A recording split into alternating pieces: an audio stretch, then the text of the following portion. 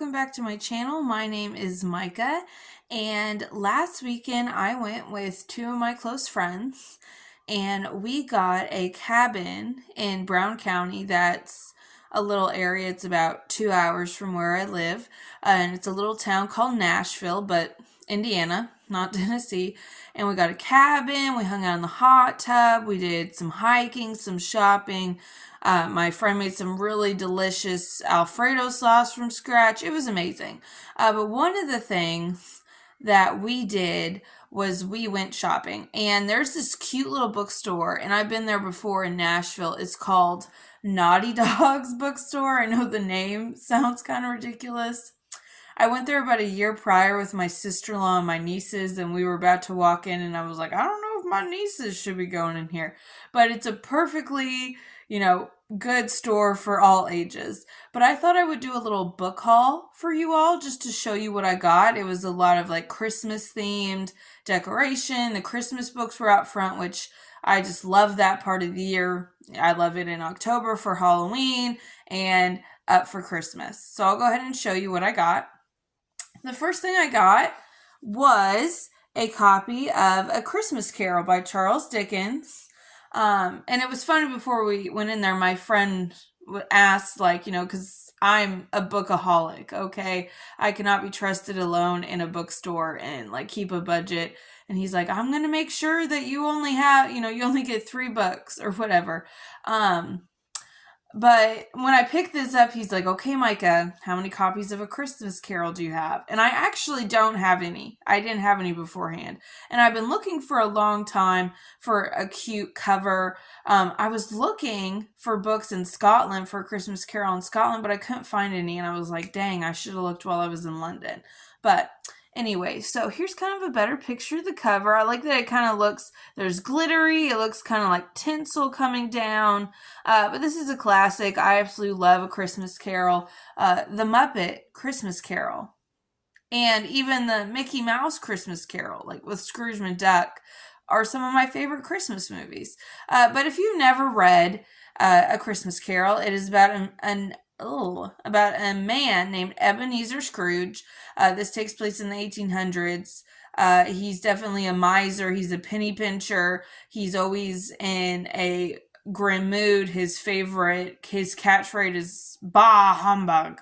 Right? He's very much against happiness and Christmas. He underpays his clerk. It talks about, in some versions how he's willing to throw people out on like evict them on Christmas Day.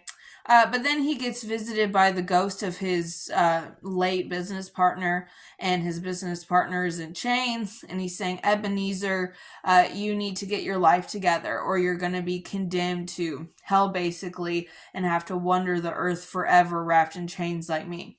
So then he's visited by 3 ghosts in an attempt to get him to understand the true meaning of Christmas and really appreciate his fellow human beings. And one thing I wonder, okay, so his business partner's name is Marley. So Scrooge gets this big chance to change. Did Marley get that chance? Because if not, that's not fair. But anyway, Christmas Carol, one of my favorite Charles Dickens novels, and just a holiday classic. So I'm excited to actually own this year. I have listened, I do have an audiobook on Audible of this, and it is narrated by Tim Curry. So that's an awesome experience, but it's nice to have a cute copy of the book as well. Okay, next thing I got was also kind of based on the cover, and this is Winnie the Pooh. Just look how, and I'll try to get as close as possible. Look how cute this is. I think it's called, if I look at here, it says this painted edition. So, it's Harper Muse Classics painted editions. I know because I was watching a YouTuber and they had a cover like this of Frankenstein. So they had one of Winnie the Pooh Frankenstein, like the very first Perrault novel in the Agatha Christie series. And there was one other, maybe it was a Jane Austen, or it was some classic by a female author. But this is so cute. Now, for years and years, basically my whole life, I've had like a giant Winnie the Pooh edition. It has like color illustrations and everything, but the binding is broke. I think I might have thrown it away, unfortunately, because it is like my mom had it, I think, or I bet it was my mom, or she was giving it to it like at her baby shower for me. So it's pretty old and it was worse for the wear. So I'm glad I got a new one. The cover is adorable. Let's see. Yeah, there are, the classic illustrations in there. They're in black and white, but not color, but there's plenty of color on the cover. So this is so cute. I'm so glad I have this. Winnie the Pooh holds a dear place in my heart. Used to watch it all the time as a kid, and then I finally read the stories as an adult. So this was a great find. And then we have another Christmas novel, but this is not a classic. This is a new novel. And we have Murder on the Christmas Express by Alexandra Benedict. This is the same author of A Christmas Murder Game, which I read in 2023, and I liked it. I think I gave that 3 or 4 stars. I liked it. It was pretty good. So I'm guessing she's just a Christmas themed author. So I love that vibe for her. So maybe every Christmas she'll come out with a new book. But I like, it's kind of reminiscent of Murder on the Orient, the Oriental Express. I love that. So I'll go ahead and I haven't read this, so I can't really talk about it. So I'll read the back cover. It says, "All aboard, but beware. Passengers who sleep on this train may never wake up.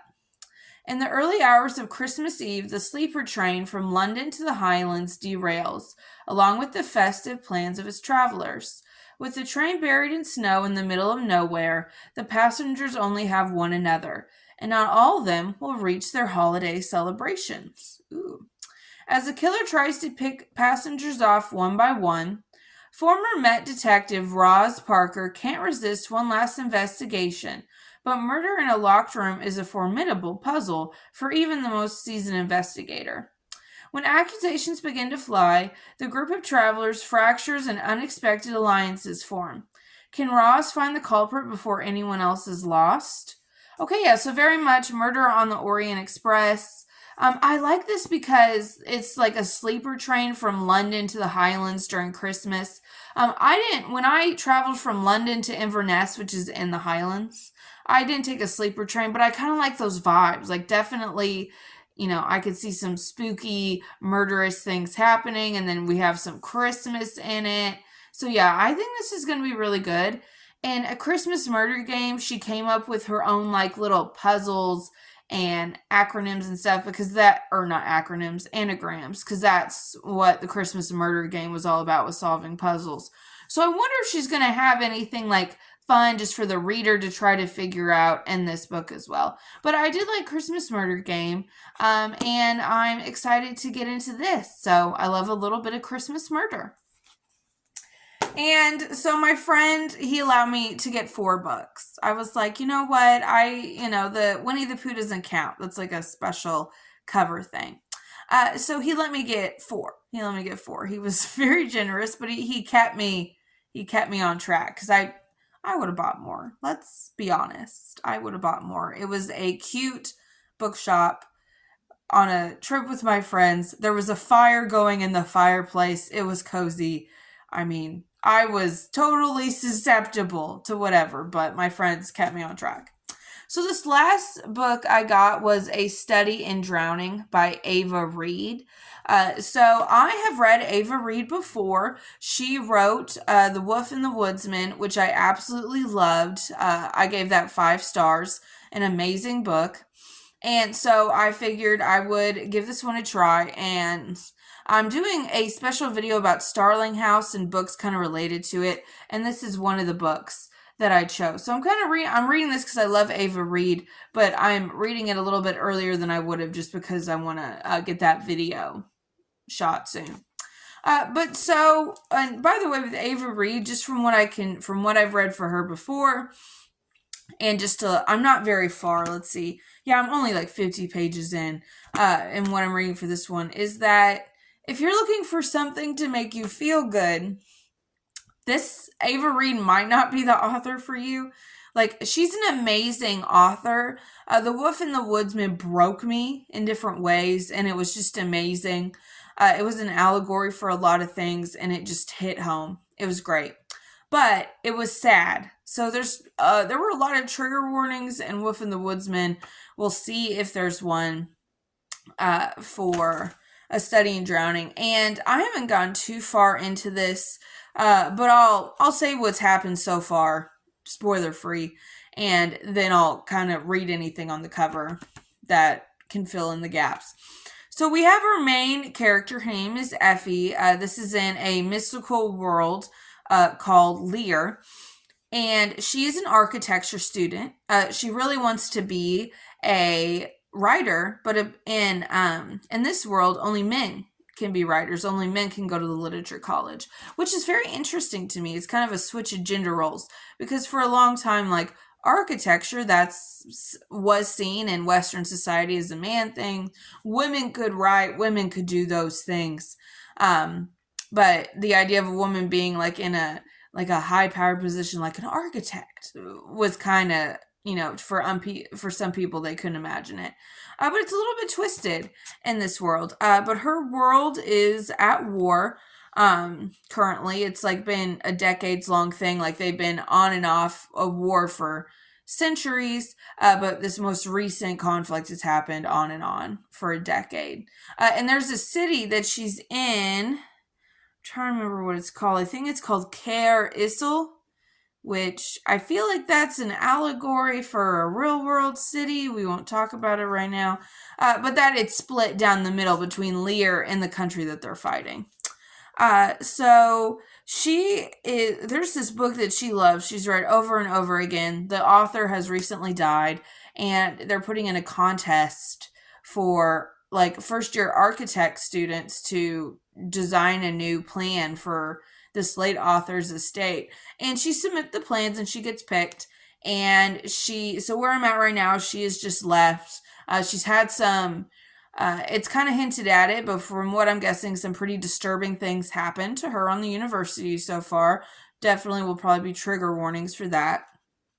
And she's in this like really creepy place. They call it the Bottom 100. And I'm guessing there was a historical event called the Drowning, because like there's little quotes at the beginning of each chapter and it gives a year. And at first it said AD. And I always thought, because that's what the old time way we used to count time was AD 2023, which is Latin for, in the year of our Lord. But then it said BD. And I think the D means drowning, a study in drowning. So we're going to see what happens. She's in this creepy place. She hasn't really started really working yet with it, but we'll see. She's kind of creeped out. And the story is about a fairy king. So I'm wondering if there's going to be some actual fae stuff going on, or if it's just that's what the book within a book is about. But I'm excited because Ava Reed, in my opinion, is a master storyteller and is great at picking a theme and imparting it in so many different details. So I'm really excited. And I'll go into this book in a lot of detail when I do my video over Starling House. So that is everything I got at Naughty Dog's bookstore in Nashville, Indiana. If you're ever in Brown County, Indiana, it's a cute little place. Definitely go there. Definitely go to that bookstore. It is super duper cute. I'll post a link to it below. And I hope all of you guys are having a good reading month so far. And if you're out shopping for books, you're finding some really great little bookstores. Even if you're just going to your local Barnes & Noble, hope you're finding some great books. But I hope everyone has a great rest of their day and be safe.